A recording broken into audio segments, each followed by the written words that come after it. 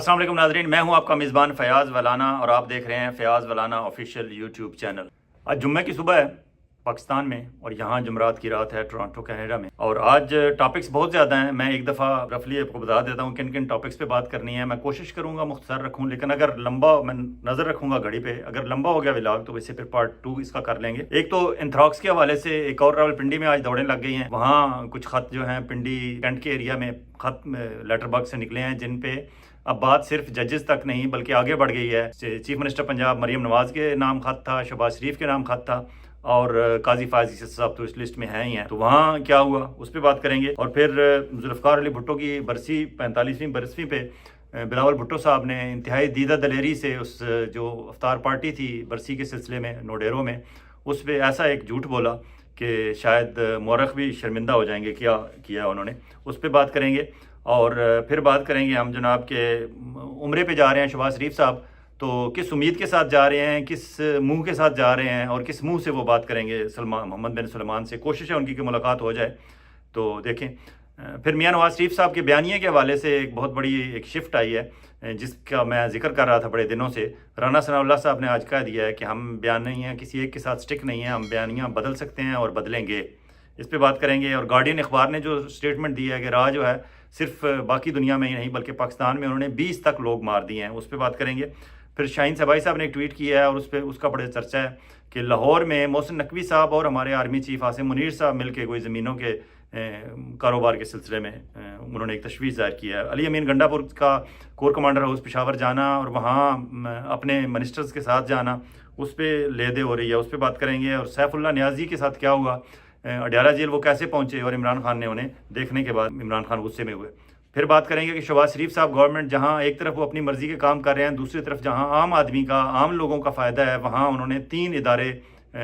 एक ही आर्डर के तहत बंद कर दिए हैं, क्लोज़ कर दिए हैं, क्योंकि वहाँ आम आदमी का फ़ायदा हो रहा था। उस पर बात करेंगे। फिर बुशरा बीबी के मेडिकल चेकअप, एक सरकारी मेडिकल चेकअप हुआ है और एक इमरान खान के कहने पे एक उनके ज़ाती मॉलेज के हवाले से चेकअप हुआ है, उस पर बात करेंगे। जमात इस्लामी के हाफिज़ नईमुर रहमान साहब आइंदा 5 साल के लिए जमात इस्लामी के अमीर मुंतखब हो गए हैं, उनका तरीक़ाकार क्या होता है मुंतखब करने का, उस पर बात करेंगे। कौन कौन मुकाबले में था और आइंदा ग्रैंड अपोजिशन में उनका क्या रोल होगा। फिर बात करेंगे कि सोशल मीडिया से बड़े तंग हैं हमारे आर्मी चीफ साहब भी और हमारे चीफ जस्टिस काजी फायज साहब भी, तो वो शहबाज शरीफ गवर्नमेंट को क्या रिकमेंड कर रहे हैं और शहबाज शरीफ गवर्नमेंट क्या करने जा रही है और दूसरी तरफ हमारी यूथ क्या कर रही है, और इसी गवर्नमेंट में मौजूद एक ब्यूरोक्रेट जो है वो पाकिस्तान की बेहतरी के लिए क्या कर रहे हैं, और इधर इन हुक्मरानों के जो सियासी मकासद हैं और इन हुक्मरानों के जो सहूलतकार हैं वो क्या सोच रहे हैं। फिर बात करें जी कि यूसुफ रज़ा गिलानी साहब को चेयरमैन सेनेट के लिए नामजद कर दिया। अब देखते हैं यहाँ सींग फंसते हैं इनके मिलिट्री एस्टेब्लिशमेंट वालों के साथ या नहीं, या क्या जो मुलाकात 2 दिन पहले हुई है जरदारी साहब की आसिम मुनीर साहब में, क्या उसमें सब कुछ तय हो गया। फिर बात करेंगे कि शायद खकान अब्बासी साहब की पार्टी जो है वो लॉन्च करने जा रहे हैं, और लॉन्च करने के लिए वो कहाँ, उनकी नज़रें कहाँ हैं और क्या उनके सर पर कोई हाथ रखेगा या नहीं रखेगा।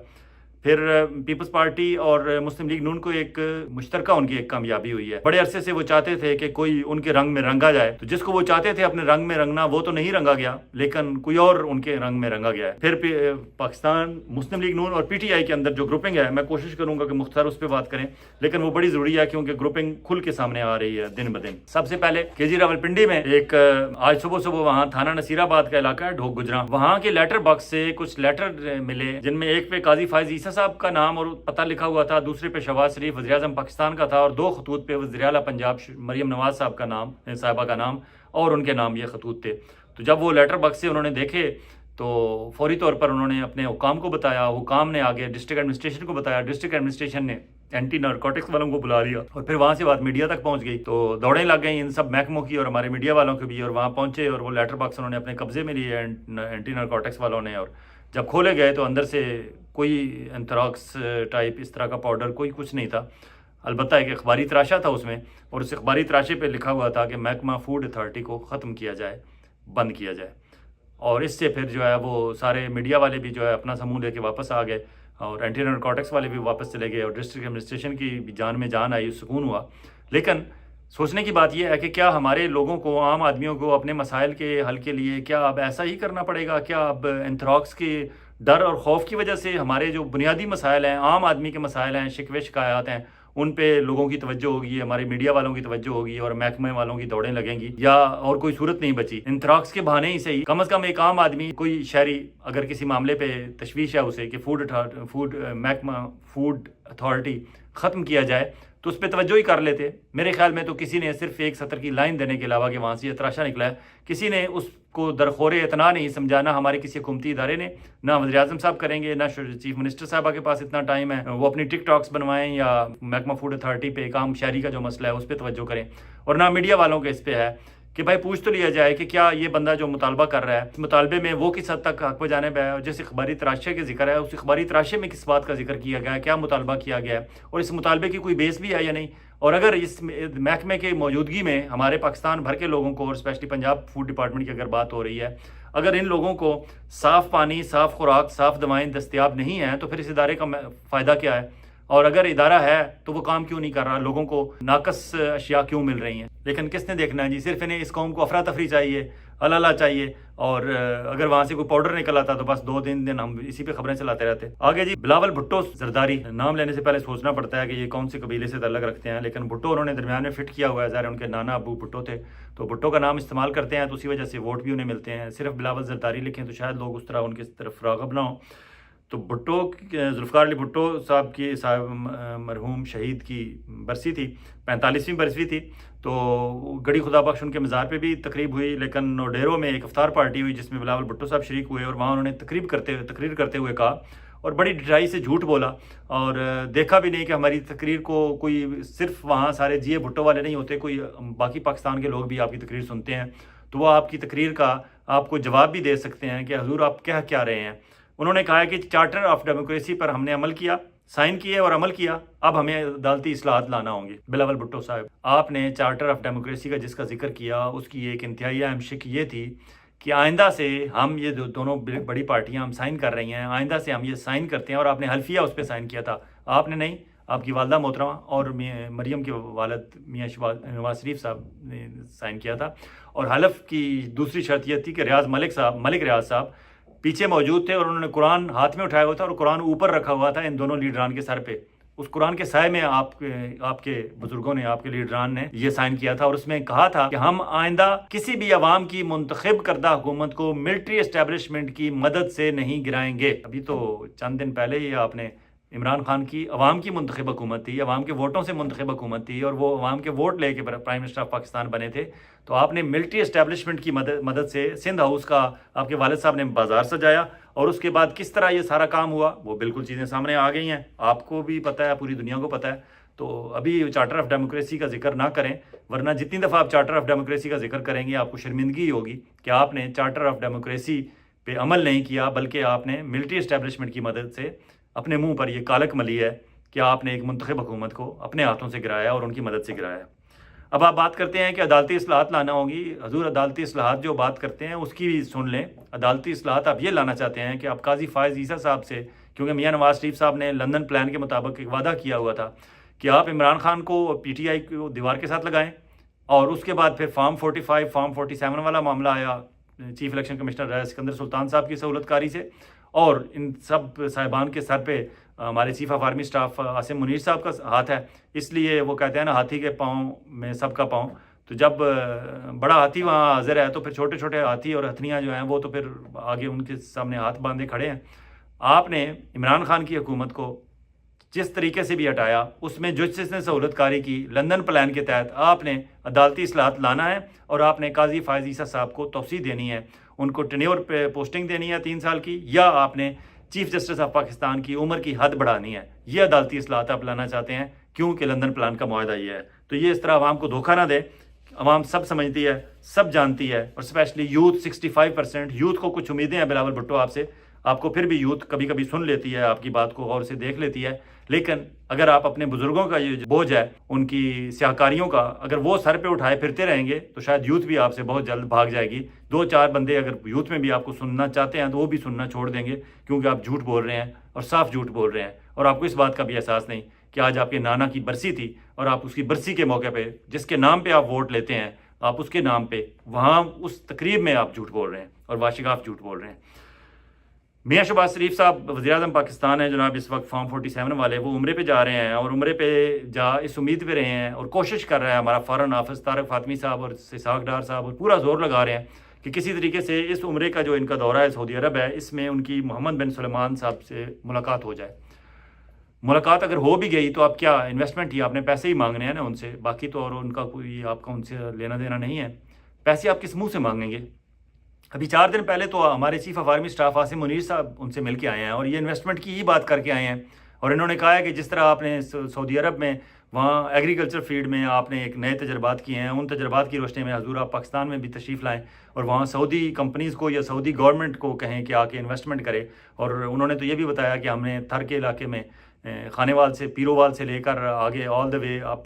सिंध तक हमने सारी ज़मीनें अपने कब्ज़े में ले ली हैं मोहसिन नकवी साहब की सहूलतकारी से। तो अब वहाँ मिलिट्री की फ़ौजी फाउंडेशन की जो एग्रो फाउंडेशन एक ज़ैली इदारा बनाया गया है, उसके तहत वो वहाँ इन्वेस्टमेंट चाहते हैं सऊदीया की। तो उन्हें कहा गया था कि आप वहाँ पाकिस्तान में सियासी जो गैर यकीनी की सूरत हाल है उसे बेहतर करें तो हम ज़रूर इन्वेस्टमेंट करेंगे। दावत उन्होंने 23 मार्च को मोहम्मद बिन सुलेमान को दी थी कि आप आएँ 23 मार्च को। वो नहीं आए थे सिर्फ इस वजह से कि उन्हें सऊदी इंटेलिजेंस ने रिपोर्ट दी थी कि वहाँ हालात सारे इनके हक़ में नहीं हैं, बल्कि लोग इमरान खान के हामी हैं, इसलिए मोहम्मद बिन सुलेमान नहीं आए थे, उन्होंने खालिद बिन सुलेमान को भेजा था। अब शहबाज शरीफ साहब जाके क्या बताएंगे कि इतने दिनों में हमने कौन सी सियासी गैर यकीनी सूरत हाल ख़त्म कर ली है, कौन सा हमने सियासी इस्तेकाम ले आए हैं मुल्क में, हमने कौन सा ऐसा काम किया है जिसमें हमने वहाँ की अपोजिशन को आसानी से सांस लेने की सहूलत दी है। कुछ भी नहीं किया आपने। आप तो मज़ीद उनके खिलाफ सख्तियाँ कर रहे हैं। आप मोहम्मद बिन सुलेमान के सामने जाएंगे तो क्या बताएंगे? क्या शहबाज शरीफ साहब आपके पास कुछ नहीं है बताने के लिए। जिस तरह आपका मोरल डाउन है, इस दौरे के दौरान भी आपका मोरल डाउन रहेगा। आप आराम से, अगर सरकारी तौर पर आपको उम्रे की सहूलत मिलती है, खाना काबा का दरवाज़ा आपके लिए खोला जाता है, being head of the state इस वक्त, बेशक आप फार्म 47 वाले हेड ऑफ़ स्टेट हैं, लेकिन अगर इस तरीके से आपको खोला जाता है तो जाएँ, इबादत करें, अल्लाह से कोई माफ़ी मांगें, शायद आपकी कोई माफ़ी हो जाए। अवाम तो पाकिस्तान की आपको माफ़ करने के लिए तैयार नहीं है। मियाँ नवाज़ शरीफ साहब के बयानिए के हवाले से आपको याद होगा, कुछ बहुत दिन पहले मैंने आपको कहा था कि मियाँ नवाज़ शरीफ साहब को शदीद तकलीफ़ से वो गुजर रहे हैं। वो अपने वापस बयानिए पे वापस जाना चाहते हैं, मुझे क्यों निकाला, और उसमें ऐड करना चाहते हैं कि मुझे क्यों बुलाया। वो मिलिट्री इस्टेब्लिशमेंट के ख़िलाफ़ तकरीरें करना चाहते हैं, लेकिन उन्हें मशवरा दिया गया कि हजूर चुप रहें, अगर आपने अभी बोलना शुरू कर दिया तो सिर्फ आपके भाई की और आपकी बेटी की हुकूमतें नहीं जाएंगी, बल्कि आपको भी बिहाइंड दी बार कर दिया जाएगा और आपको फिर सारे उन्हीं केसेस दोबारा खुल जाएंगे और आप उन सारे केसेस से गुजरना पड़ेगा। मियाँ नवाज़ शरीफ साहब बड़ी मुश्किल से अपने आप को कंट्रोल करके बैठे हुए हैं। और राना सनाउल्लाह साहब ने एक टेलीविज़न इंटरव्यू में आज ही कहा है कि बयानिया कोई हमेशा के लिए नहीं होता कि एक दफ़ा आपने बयानिया इख्तियार कर लिया, आप उसके साथ स्टिक हो गए, तो बयानिया हम बदल भी सकते हैं और बदलेंगे। राना सनाउल्लाह साहब ने क्या, अगर वो बयानिया बदलेंगे तो ऑब्वियसली उन्हें नज़र ये आ रहा है कि जो बयानिया इमरान खान का है वही पॉपुलर बयानिया है, तो पॉपुलर बयानिया तो वही है, उसी पे वापस उन्हें जाना पड़ेगा। अगर उस पर जाएंगे तो फिर ऑब्वियसली कैलकुलेटिव मूव होगी उनकी कि कितना जाना है और कितना नहीं जाना। मे बी वो जालिम हुक्मरान, जाबिर हुक्मरान से इजाज़त लेके कि एक लिमिटेड हद तक वो बयानिया अख्तियार करें, सिर्फ लोगों में अपनी खोई हुई मकबूलियत वापस लेने के लिए। लेकिन शायद पाकिस्तान के अवाम इस वक्त तो इमरान खान के साथ खड़े हैं और इमरान खान के बयानिए को ही सच्चा बयानिया समझते हैं। बेशक उनका बयानिया कोई चोरी करके पब्लिक के पास सामने जाना चाहे, इसके बावजूद लोग नहीं मानेंगे। एक दफ़ा पाकिस्तान के अवाम इमरान खान को हुकूमत देंगे, उसके बाद अगर इमरान खान और उनकी टीम परफॉर्म ना कर सकी तो फिर मे भी मियाँ नवाज़ शरीफ साहब का या किसी और पॉलिटिकल पार्टी का या किसी भी सियासतदान का दिया हुआ बयानिया के पीछे लोग चल पड़ें। फिल वक्त लोग इमरान खान के पीछे से हटने के लिए तैयार नहीं हैं, इसलिए मियाँ साहब सिर्फ कोशिश ही कर सकते हैं। दूसरी आपको चलें इस खबर के साथ साथ अगली खबर ये देते चलें कि काजी फ़ायज़ ईसा साहब ने गुज़श्ता चंद दिनों में जो उनकी कारकर्दगी थी वो इतनी नाकस कारकर्दगी रही कि उसके तनाज़र में हमारे मुक़्तदर हलकों ने काम करना शुरू कर दिया है मंसूर अली शाह साहब पे। मंसूर अली शाह साहब को आप देखेंगे कि आइंदा आने वाले दिनों में थोड़ी थोड़ी अहमियत मिलना शुरू हो जाएगी और उनके साथ मुक़्तदर हलकों के लोग मंसूर अली शाह साहब से मिलना शुरू हो जाएंगे। और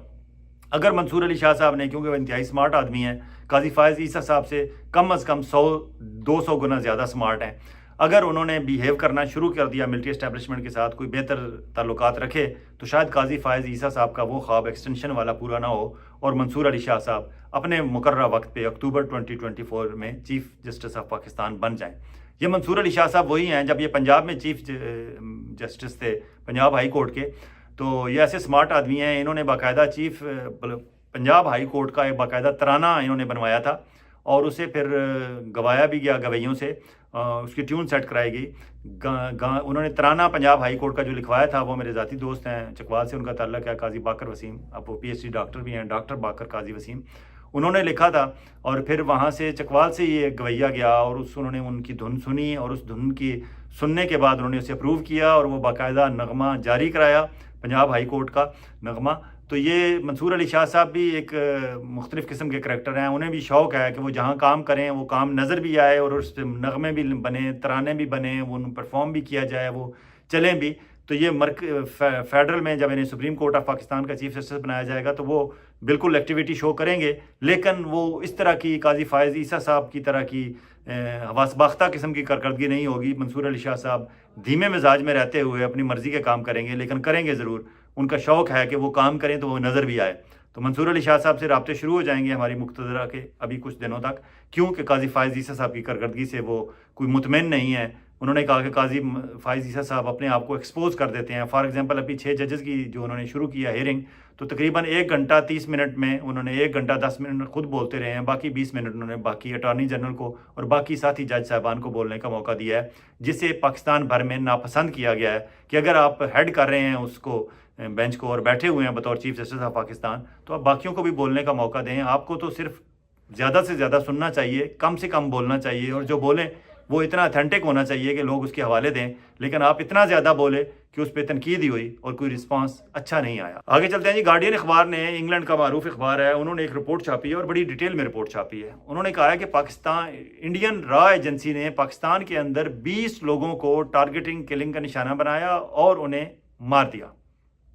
तो ये रॉ इस हद तक शुतर बेमहार हो चुकी है कि पाकिस्तान में आके वो 20 बंदों को मार गई है। और हमारी इंटेलिजेंस एजेंसी, जिसका कभी बहुत बड़ा नाम होता था, क्योंकि उस वक्त तक वो कैसरा इलाई और समीरा इलाई के कागजात नामजदगी छीनने का काम नहीं करते थे, अपने असल काम पे मुतवज्जो थे, तो उस वक्त वाकई ISI वाले जो हैं वो पाकिस्तान में किसी को पर मारने की इजाज़त नहीं होती थी, और रॉ वालों की तो बिल्कुल ही जरूरत नहीं होती थी कि वो पाकिस्तान में आके कुछ कर सकें। अब चूँकि हमारी ISI वालों की जिम्मेदारियाँ या उनकी मसरूफियात या मशागल या दिलचस्पियाँ कहीं और हैं, इमरान खान को दीवार के साथ लगाना है या कैसरा इलाई को और समीरा इलाई से कागजात छीनने हैं, हमारी या रिहाना इम्तियाज़ डार के घर जाके वहाँ तोड़ फोड़ करवानी है। तो इसलिए ऑब्वियसली रॉ वालों को मौका मिल गया, तो 20 लोगों को उन्होंने मारा। अब जो गैरतमंद कौमें होती हैं उसकी एक एग्जाम्पल मैं आपको देता हूँ कि कनाडा में हरदीप सिंह नज्जर को, जो खालिस्तान तहरीक के रहनुमा थे, ऐसा नहीं था कि वो आम शहरी थे, वो खालिस्तान तहरीक के नोन रहनुमा थे, लेकिन ब्रिटिश कोलंबिया हमारा प्रोविंस है, वहाँ वैनकूवर में वो एक उनका सिखों का गुरुद्वारा था, वहाँ उससे वो निकले बाहर तो गाड़ी में लोग उनकी ताक में बैठे हुए थे और उन्हें गोलियों का निशाना बनाया और उन्हें मार दिया गया। बाद अज़ां हमारी जो कैनेडियन सिक्योरिटी इंटेलिजेंस सर्विसेज हैं वो और हमारी RCMP royal Canadian mounted police, उन्होंने जो फेडरल लेवल की हमारी पुलिस है, उन्होंने तहकीकात की और नतीजा ये निकाला कि ये रॉ ने टारगेटिंग के लिए है, और रॉ वाले यहाँ कनाडा में इस हद तक आके फ़ाल अपना एक्टिव हैं कि उन्होंने एक बंदे को, हमारे एक शहरी को मार दिया। उस पर हमारी गवर्नमेंट, कैनेडियन गवर्नमेंट ने शदीद एतराज़ किया और Canadian prime minister Justin Trudeau ने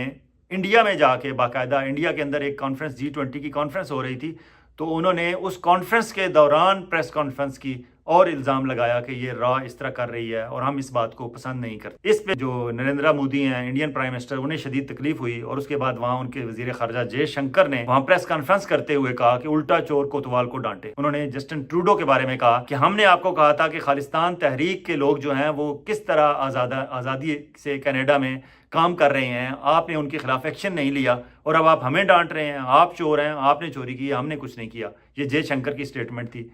अब पहले जब जस्टिन ट्रूडो ने जब ये कहा कि रॉ की कैसे जुर्रत हुई कि कनाडा में आके लोगों, हमारे शहरियों को मारे, उस पर कैनेडियन गवर्नमेंट सख्त नाराज़ थी और इसलिए प्राइम मिनिस्टर लेवल पे इसको रिएक्ट किया गया था। अब जयशंकर की जब ये स्टेटमेंट आगे से आई कि उल्टा चोर कोतवाल को डांटे, उस पर मजीद जुज़बुज़ हुए हमारे प्राइम मिनिस्टर, कनाडा के प्राइम मिनिस्टर जस्टिन ट्रूडो, और फिर इस हद तक बात आगे बढ़ी कि कैनेडियन गवर्नमेंट ने अपनी इमिग्रेशन पॉलिसी बदल दी।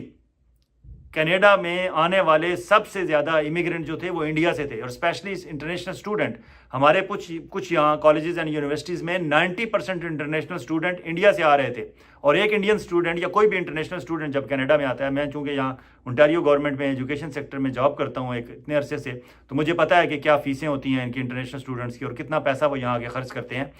ऑन एवरेज $20,000 सालाना फ़ीस होती है इंटरनेशनल स्टूडेंट की कॉलेजेस की, और यूनिवर्सिटीज़ की 30-35%, और कुछ यूनिवर्सिटीज़ में 40-50,000 कैनेडियन डॉलर सालाना फ़ीस होती है। ज़्यादातर कॉलेजेस में ही आते हैं और गवर्नमेंट के कॉलेजेस में आते हैं। तो 20,000 अगर एवरेज भी एक इंटरनेशनल स्टूडेंट लेके आ रहा है, और लाखों की तादाद में हर साल इंटरनेशनल स्टूडेंट इंडिया से आते थे, लेकिन जस्टिन ट्रूडो और कैनेडियन गवर्नमेंट ने अपनी पॉलिसी बदल दी اور ابھی آنے والے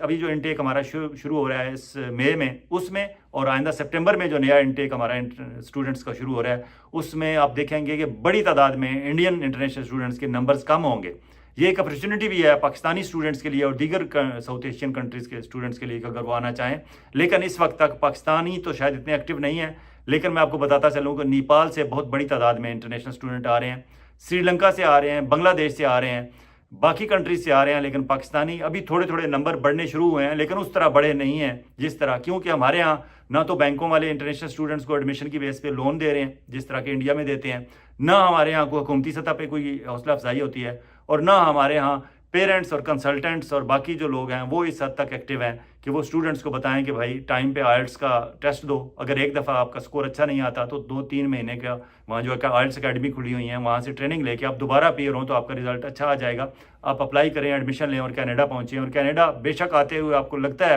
کہ ایک دفعہ بہت زیادہ تعداد میں بڑی اماؤنٹ آپ کی خرچ ہو جائے گی، چاہے آپ نے جو جی آئی سی ڈپازٹ دینا ہے $20,000 کینیڈین ڈالر کا، یا آپ نے جو 1 سال کی فیس دینی ہے تقریباً آن ایوریج $9-10,000، زیادہ پیسے لگتے ہیں. لیکن آپ کو یہ نہیں پتا کہ جب وہ اسٹوڈنٹ یہاں آ جاتا ہے، اور اسپیشلی اگر وہ میریڈ ہیں تو ان کے اسپاؤز کو اوپن ورک پرمٹ ملتا ہے. جب وہ آ جاتے ہیں تو 1-1.5 سال میں وہ یہ سارے پیسے محنت کر کے مزدوری کر کے کما لیتے ہیں، اور چیزیں آہستہ آہستہ ان کی بہتر ہونا شروع ہو جاتی ہیں. لیکن اس پہ پھر کسی دن بات کریں گے. تو گارڈین اخبار کی جو رپورٹ ہے اس کے تناظر میں اگر دیکھا جائے، اگر کینیڈین گورنمنٹ اس طرح ریئیکٹ کر سکتی ہے کہ اپنی پالیسی، امیگریشن پالیسی، اسٹوڈنٹس کو ویلکم کرنے والی پالیسی، ہر چیز انہوں نے بدل دی صرف اس وجہ سے کہ انڈین گورنمنٹ کس طرح ان کی جرت ہوئی کہ یہاں آ کے ہمارے ایک شہری کو مارے. پھر امریکہ کو دیکھیں کہ امریکہ میں گرپتونت سنگھ پنو بہت اچھے لیڈر ہیں سکھ خالستان تحریک کے. میں ذاتی طور پر ان سے ملا ہوا بھی ہوں، ان سے رابطے میں بھی رہتا ہوں، اور وہ اس بندے سے ملنے کے بعد لگتا ہے کہ اس بندے کے اندر جو جذبہ ہے اپنی تحریک کے حوالے سے، ان کی تحریک غلط ہے یا صحیح ہے یہ ایک الگ بحث ہے، لیکن وہ اپنی تحریک کے حوالے سے جو اس بندے کا جذبہ نظر آتا ہے اسے لگتا ہے کہ یہ بندہ کچھ نہ کچھ اچیو کر لے گا. تو گرپتونت سنگھ پنو کو قتل کرنے کی سازش راہ نے تیار کی، لیکن سازش تیار ہوئی نیو یارک میں. پھر جس بندے کو انہوں نے ہائر کیا اس کے ساتھ میٹنگ انہوں نے کی بیلجیم میں کہ ہالینڈ میں وہاں کہیں کی، اور جس بندے کے ساتھ ڈیلنگ کر رہے تھے اس کو $1,00,000 وہاں پے کر دیے گئے کہ آپ نیو یارک جاؤ، یہ ایڈریس ہے، اس ایڈریس پہ گرپتونت سنگھ پنو رہتے ہیں اور خالستان تحریک کے وہاں سرکردہ لیڈر ہیں، سکھ فار جسٹس کے لیڈر ہیں، لیکن خالستان تحریک کی ساری موومنٹ کو لے کے چل رہے ہیں. اور وہ ریفرینڈم کراتے ہیں. وہ کہتے ہیں میں تو ووٹ کے ذریعے فیصلہ چاہتا ہوں، میں کوئی تلوار میں نے ہاتھ میں نہیں اٹھائی ہوئی. لیکن وہ انڈیا کی آنکھ میں کھٹکتے ہیں کیونکہ ایکٹیولی خالستان تحریک کو لے کے چل رہے ہیں. تو وہ جس کو $1,00,000 انہوں نے ایجنٹ کو دیے تھے، وہ یہاں آ کے جب بالکل پرفارم کرنے لگتا ہے تو اسے پکڑ لیتی ہے امریکن گورنمنٹ، اور پتہ چلتا ہے کہ جس کے ساتھ وہ میٹنگ کر رہے تھے اور جس سے انہوں نے $1,00,000 وصول کیے تھے وہ بیسیکلی FBI کا انڈر کور تھا. اور اس پہ پھر کافی راہ کو شرمندگی بھی ہوئی کہ یہ کیسی راہ ہے، کیسی انٹیلیجنس ایجنسی ہے کہ انہیں پتہ بھی نہیں چلا. لیکن کم از کم یہ پتہ چل گیا کہ راہ والے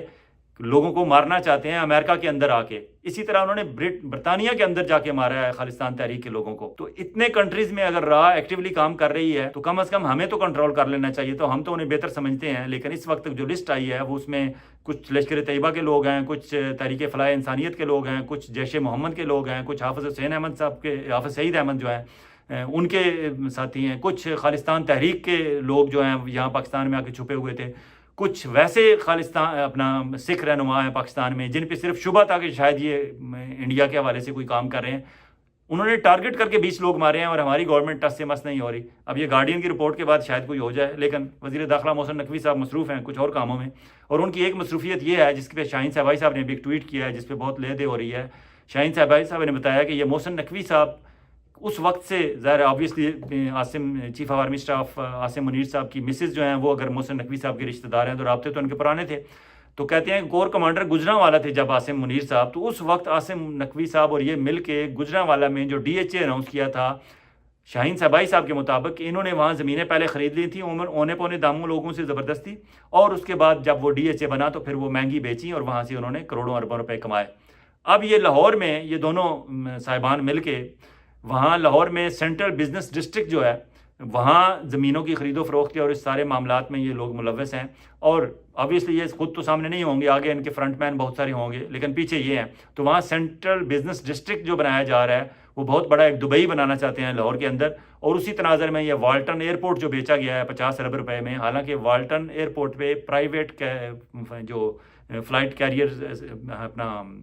جہاز کے वाल्टन एयरपोर्ट पे जो एक एसोसिएशन बनी हुई है जिनके अपने प्राइवेट जेट्स और जहाज़ वहाँ उतरते थे और ऑपरेट करते थे, तो उनके ओनर्स एंड ऑपरेटर्स की एसोसिएशन ने इल्ज़ाम लगाया है कि ये 50 अरब रुपए में बेच दी गई है ये प्रॉपर्टी। वाल्टन एयरपोर्ट जो अंदरूनी शहर एक एयरपोर्ट है लाहौर के अंदर, ये बेसिकली 350 अरब रुपए की प्रॉपर्टी थी। वो बड़ा मोहतात अंदाजे से बता रहे हैं, क्योंकि उनमें से अगर कोई बंदा उठ के कह दे कि हाँ आ जाएं 350 दें और ले लें, तो उन्हें खरीदनी पड़ेगी इतने में। तो इसका मतलब है एक्चुअली तो ये 350 अरब से भी ज़्यादा होगी। तो वो कहते हैं ये 50 अरब रुपए में ये ज़मीन बेच दी गई है। और वहाँ ही वो वाल्टन एयरपोर्ट की ज़मीन और वहाँ उससे मुंसलिक तकरीबन 6-7 मील का एरिया है, जिस पे ये बिल्कुल एक नया दुबई, एक नया शहर आबाद करना चाहते हैं। और वहाँ शाहीन सहबाई साहब के मुताबिक 40 मंजिला इमारतें तामीर की जाएंगी। तो ऑब्वियसली अगर 40 मंजिला इमारत की परमिशन किसी डेवलपर को मिलेगी तो वो कितना बड़ा सौदा होगा और कितनी बड़ी डील होगी उसके पीछे। अगर इस सारी मीलिंग में अगर मोहसिन नकवी साहब और आसिम मुनीर साहब दोबारा एक्टिव हैं साबर मिट्ठू जैसे प्रॉपर्टी डीलरों के ज़रिए, तो क्या मरियम नवाज़ खामोश रहेंगी? यकीनन वो भी अपना हिस्सा मांगेंगी। देखें, इस पर आगे चल के फिर बात करते हैं। अली अमीन गंडापुर साहब के बारे में खबर आई है कि जी वो पेशावर कोर कमांडर के से मिले हैं जाके उसके ऑफिस में या उनके घर में, शायद अफ्तार भी उन्होंने इकट्ठी की है। तो वहाँ जी वो क्यों गए हैं, ये एतराज़ हो रहा है। मेरे ख्याल में तो ये एतराज़ गलत है। अगर अली अमीन गंडापुर चीफ मिनिस्टर KP के हैं तो उन्होंने अपना प्रोविंस चलाना है। प्रोविंस चलाने के लिए उन्हें हर सरकारी, गैर सरकारी और निजी शोबे के लोगों से मिलना चाहिए, राब्ते बढ़ाने चाहिए, क्योंकि प्रोविंस को चलाने के लिए जहाँ जहाँ से उन्हें हेल्प चाहिए होगी, जहाँ जहाँ से उन्हें हेल्प मिल सकती है, उन्हें बिल्कुल उनसे मिलना चाहिए। जहाँ तक उनके खिलाफ मुकदमात हैं, तकरीबन 30-40 मुकदमात हैं 9 मई के हवाले से, वो अलग अदालतों में भुगतें और फेयरली भुगतें। उनके वकील वहाँ जाएँ, वो खुद जहाँ ज़रूरी हो जाएँ, उसको अदालती मामले के तौर पर रखें, इंतज़ामी मामले को इंतज़ामी मामले के तौर पर रखें, और सियासी मामलात को अपनी जो उनकी तंजीम है PTI या सुन्नी इत्तेहाद काउंसिल KP के वो चलाए। तो इसलिए चीज़ों को हम लोग गड़मड़ कर लेते हैं, गड़मड़ नहीं करना चाहिए। अली अमीन गंडापुर साहब के ये भी इल्ज़ाम लग रहा है जी कोर कमांडर हाउस के अंदर उन्होंने बैठ के अपनी मीटिंग की है, कैबिनेट मीटिंग की है। हालांकि ऐसी बात नहीं है, वो वहाँ टेबल पे बैठे हुए हैं, उनके साथ जो उनकी टीम के लोग गए हुए थे, ऑब्वियसली 6-7 तो मिनिस्टर होंगे, तो वो बैठ के बातचीत कर रहे हैं। तो इट डजेंट मीन कि वो कैबिनेट की मीटिंग वहाँ कर रहे हैं। कैसे कर सकते हैं? कैबिनेट मीटिंग करने के लिए उनके पास चीफ मिनिस्टर हाउस है वहाँ, और वो वहाँ मामूल के मुताबिक कर सकते हैं। वहाँ वो सिर्फ कोर कमांडर पेशावर जो हैं उनसे मिले हैं, बिल्कुल मिलना चाहिए। ये मिलेंगे तो जो लोगों पे नाजायज़ पर्चे हुए हैं और नाजायज़ तौर पर लोगों को तंग किया जा रहा है KPK में, PTI वालों को, यकीनन वो उन्हें कुछ रिलीफ दिलाने में उन्हें हेल्प होगी। और अगर उन्होंने कोई राब्ता या सिलसिला या कोई बातचीत या मुज़ाकरात का कोई विंडो ओपन होनी है, तो उसे विंडो ओपन करने में भी कोई हर्ज नहीं है। क्यों कि जितनी बातें बाहर होती हैं अल्टीमेटली वो जाती हैं इमरान खान के पास हैं। और जब इमरान खान के पास जाती हैं तो इमरान खान अगर अपने मौक़िफ़ से 1 इंच भी पीछे नहीं हो रहा, तो फिर लोगों को ये तशवीश क्या है जी कि फ़लाँ को मिल रहा है, मिलने दें। क्योंकि मिलेंगे तो आप अपना कम अज़ कम मुद्दा बयान कर सकेंगे, अगले का मुद्दा सुन सकेंगे। उसके बाद अगर आप अपने लीडर के पास लेके जाते हैं तो इमरान खान के मानने वालों को और इमरान खान के चाहने वालों को इमरान खान पे यकीन रखना चाहिए कि वो कम अज़ कम कहीं सौदा नहीं करेगा। अब तक उसने सौदा नहीं किया, तो इससे आगे अब उसने क्या सौदा करना है। और आपने देख लिया कि जब सैफुल्लाह नियाज़ी जो चीफ ऑर्गेनाइज़र भी रहे और पार्टी के सेक्रेटरी जनरल भी रहे और इमरान खान के बहुत करीब थे, और उन्होंने सैफुल्लाह नियाज़ी साहब, मैं चूँकि PTI ओवरसीज़ चैप्टर के साथ राब्ते में मुसलसल कुछ अरसे से हूँ, ऑब्वियसली मेरे प्रोग्राम्स में वो आते रहते हैं, तो मुझे पता है कि सैफुल्लाह नियाज़ी साहब ने पार्टी के अंदर इन तंजीमी मामलात में कितना लोगों को नाराज़ किया हुआ था और कितने वो एक डिक्टराना किस्म का उनका, आमराना किस्म का मिजाज था उनका। तो वो लोगों को तंग करते थे और लोग उनसे वाकई तंग थे, लेकिन इमरान खान ने बर्दाश्त किया। सैफुल्लाह नियाज़ी एक आम आदमी को उठा के उन्होंने वो पार्टी का सेक्रेटरी जनरल और चीफ ऑर्गेनाइजर तक के ओहदे तक पहुंचा दिया। तो आज अगर जब वो वहां गए तो इमरान खान ने देखते ही कहा कि तुम यहाँ क्या कर रहे हो, तुम यहाँ क्यों आए हो, और कहा कि तुम तो हमें छोड़ के चले गए थे और तुम कैसे यहाँ आए हो, बस इतना कहा। उसके बाद इमरान खान ने ना सैफुल्लाह नियाज़ी की तरफ देखा, ना उससे कोई बात की, और सैफुल्लाह नियाज़ी शर्मिंदा समूह लेके बाहर आ गए। बताने वाले बताते हैं कि सैफुल्लाह नियाज़ी साहब ने इस्लामाबाद हाई कोर्ट में एप्लीकेशन दी हुई थी कि मैंने इमरान खान से मिलना है, मुझे मिलने की इजाज़त दी जाए। कोर्ट ने इजाज़त दे दी। अब वो इजाज़त लेके वहाँ पहुँचे अडयाला, तो वहाँ जो कर्नल साहब, अब कर्नल साहब का क्या काम है जी, सुप्रिटेंडेंट जेल तो एक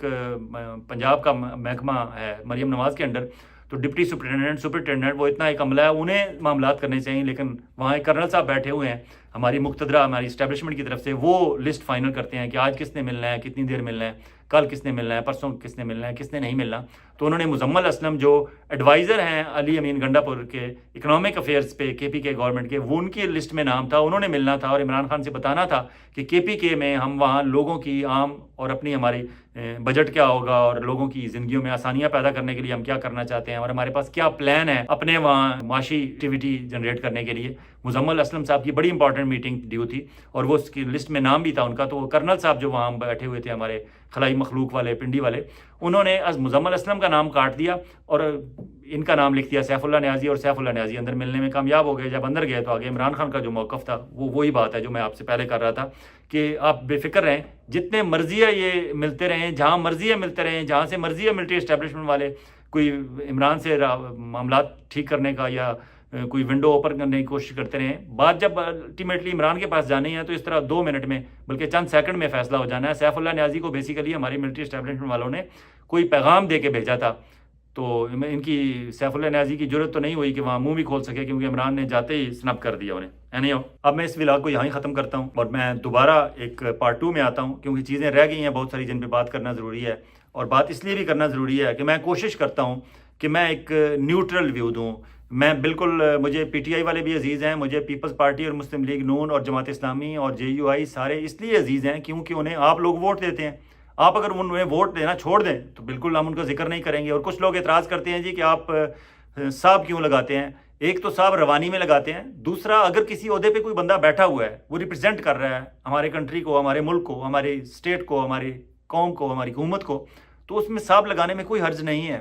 کیونکہ اس حد تک آپ دشمنیوں میں نہ جائیں کہ جی صاحب لگانے پہ آپ اعتراض شروع کر دیں. اگر اس طرح کریں گے تو پھر تو کام نہیں چل سکے گا. آپ نے راستہ یہیں سے نکالنا ہے، اسی میں سے نکالنا ہے، لیکن اس کے لیے پہلی شرط یہ ہے کہ آپ کو ٹالریٹ کرنا پڑے گا. ایک دوسرے کو ٹالریٹ کریں گے تو آگے بڑھیں گے نا. اور اب میں اجازت چاہوں گا اور آخر میں آپ سے درخواست کہ اگر آپ سمجھتے ہیں کہ ہم واقعی پاکستان کے عام آدمی کی بات کرتے ہیں اور درمیان میں سینٹر لائن پہ بیٹھ کے کرتے ہیں، نہ ہم رائٹ جاتے ہیں نہ لیفٹ جاتے ہیں، بات ہم دونوں کی کرتے ہیں، رائٹ والوں کی بھی اور لیفٹ والوں کی بھی، لیکن سینٹر لائن پہ بیٹھ کے اگر آپ سمجھتے ہیں کہ ہمارے تبصرے میں ہم انصاف کرتے ہیں، اپنا صحافتی حق ادا کرتے ہیں، تو اسے پلیز سبسکرائب کریں، اپنے دوستوں کے ساتھ شیئر کریں اور کامنٹ سیکشن میں رابطے میں رہیں میرے ساتھ بھی اور اپنے ساتھ بھی، ایک دوسرے کے ساتھ. اور مجھے خوشی ہوتی ہے کہ میرے پروگرامز کے بعد جتنے کامنٹ سیکشن میں چیزیں ہوتی ہیں تقریباً لوگ سینسیبل گفتگو کرتے ہیں، ایک دوسرے سے ڈسکشن کرتے ہیں، اور اگر کسی نے کوئی اچھا کامنٹ کیا ہو تو لوگ اسے جا کے اپریشیٹ بھی کرتے ہیں. اجازت چاہوں گا، بہت جلد ایک اور ولاگ کے ساتھ آپ کی خدمت میں حاضر ہوں گے. خدا حافظ.